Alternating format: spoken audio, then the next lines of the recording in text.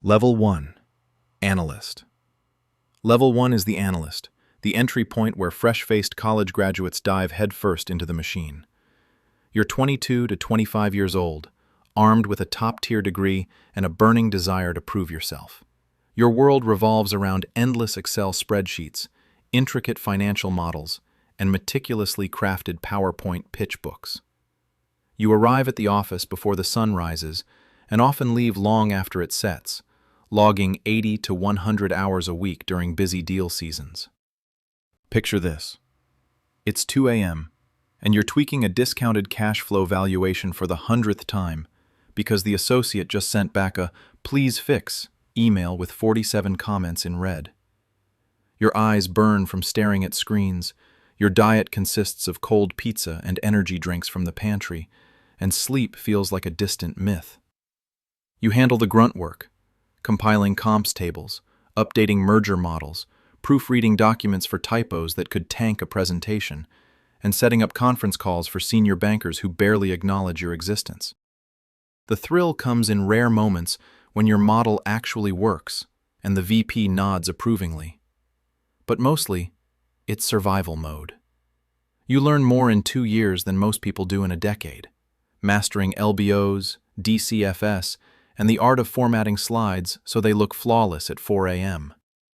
Compensation starts around $165,000 to $225,000 all in, which sounds great until you realize you're too tired to spend it. Weekends? Optional, but expect to be on call. Friendships outside the bank fade as your social life shrinks to quick gym sessions or the occasional happy hour where everyone complains about the same things. Yet, this level forges resilience. You emerge sharper, faster, and ready for the next step, knowing you've paid your dues in the trenches. Many analysts burn out here, but survivors carry the scars and the skills that propel them forward. Level 2. Associate. Level 2 hits as an associate, typically after 2 to 3 years as an analyst or straight from an MBA program. You're now 25 to 30, with a bit more polish and a hefty pay bump to $285,000 to $500,000 total comp. The title sounds elevated, but you're still deep in execution mode, a bridge between the analyst's grind and the VP's oversight. Your days involve reviewing the analyst's work with a critical eye, fixing their models, and building more complex structures yourself. No longer just the spreadsheet monkey, you now delegate tasks while still pulling all-nighters when deals heat up. Envision a typical week. Monday morning starts with a team huddle where you assign modeling tasks to 2 wide-eyed analysts. By afternoon, you're on client calls, explaining preliminary valuations while praying the numbers hold up. Evenings mean diving back into pitch books, incorporating feedback from the VP who wants more color on the synergies. You might travel for due diligence, poring over company books in a hotel room until midnight. Hours dip slightly to 70 to 90 per week, but the responsibility multiplies. You're the one training new analysts on shortcuts in Excel, catching errors before they reach seniors, and ensuring the deck tells a compelling story for potential M&A targets or IPO roadshows. The lifestyle improves marginally. You can afford better takeout and maybe a nicer apartment, but the pressure intensifies. Associates often feel like glorified analysts with added management headaches. One wrong assumption in a fairness opinion, and you're explaining it to an irritated director. Social life? Still limited, but you sneak in networking events where you spot future opportunities. The burnout risk remains high, yet many associates thrive here, developing leadership muscles. Promotion looms after 3 to 4 years, and you start eyeing the exit ramp to private equity or corporate development if banking's pace wears thin. This level teaches you to manage people as much as numbers, turning raw data into narratives that win mandates. Level 3. Vice President.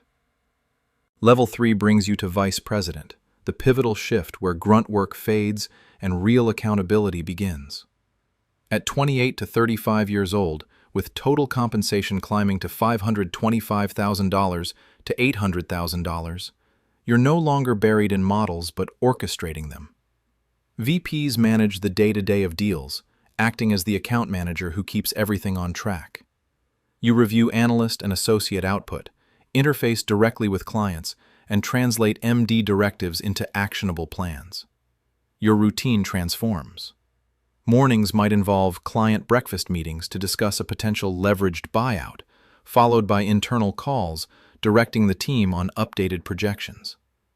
Afternoons are spent in war rooms, stress testing scenarios for an acquisition, or prepping management presentations. Travel ramps up, flying to meet CEOs in industry hubs, pitching ideas that could generate millions in fees. Hours settle around 60 to 80 weekly, offering glimpses of normalcy like actual dinners or weekend brunches, though deals still demand weekend calls. As a VP, you feel the weight of execution. A delayed model could push back a timeline, costing the bank credibility. You mentor juniors, spotting talent and weeding out weaknesses, while building your own reputation with clients. The lifestyle perks emerge. Better bonuses fund vacations or investments, and your network expands into influential circles. Yet, stress evolves from volume to quality, ensuring deals close smoothly under scrutiny. Many VPs describe this as the sweet spot, enough authority to influence outcomes without the full rainmaking burden. Promotion after 3 to 4 years depends on your ability to deliver results and keep clients happy. Here, banking starts feeling like a career rather than a hazing ritual. Level 4, Director or Senior Vice President. Level 4 is Director or Senior Vice President, where you bridge execution and origination. Typically 32 to 42, compensation jumps to $700,000 to $900,000 or more, reflecting your growing influence. You're a senior account manager, handling complex deals end to end while beginning to source new business. Less time on slides, more on strategy and relationships. Imagine leading a cross-border merger. You coordinate with legal teams, negotiate terms with counterparties, and present high-level overviews to boards. Client dinners replace all-nighters, but the mental load intensifies, anticipating market shifts that could derail transactions.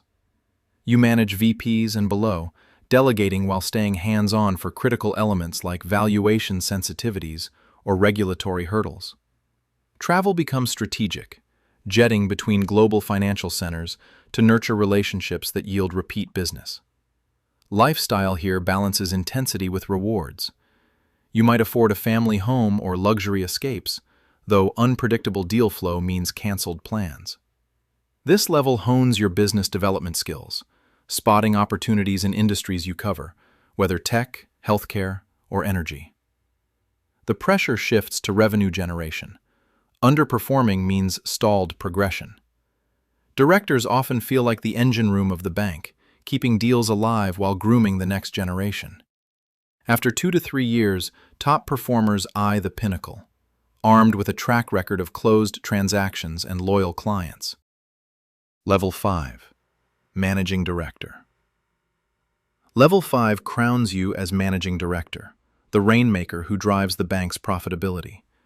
At 35 to 50 plus, total comp can soar from $1 million to several million, tied heavily to your book of business and deal success.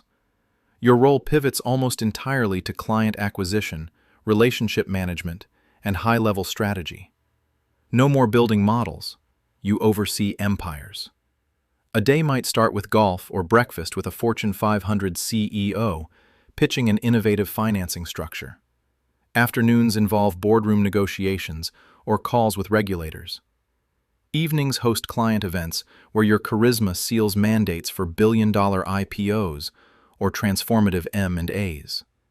Hours vary wildly, 60 or less in quiet periods, spiking during live deals. But the freedom increases. You set the vision, mentor broadly, and reap the rewards of years in the trenches. Lifestyle at this stratum is elite. Private jets for travel, influential networks, and financial security that allows philanthropy or family time on your terms. Yet, challenges persist. Market downturns can dry up pipelines, and politics within the firm demand savvy navigation. MDs embody the allure of investment banking: power, prestige, and the satisfaction of shaping industries. Many stay for decades, while others transition to C-suite roles or launch funds.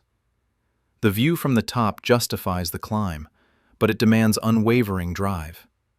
From analysts' all-nighters to the MD's deal-closing triumphs, your life in investment banking is a relentless ascent. Each level builds on the last, trading sweat for strategy, volume for vision. Whether you last 2 years or 2 decades, the experience forges unbreakable skills and stories that define a career on Wall Street. The question is, which level will define you?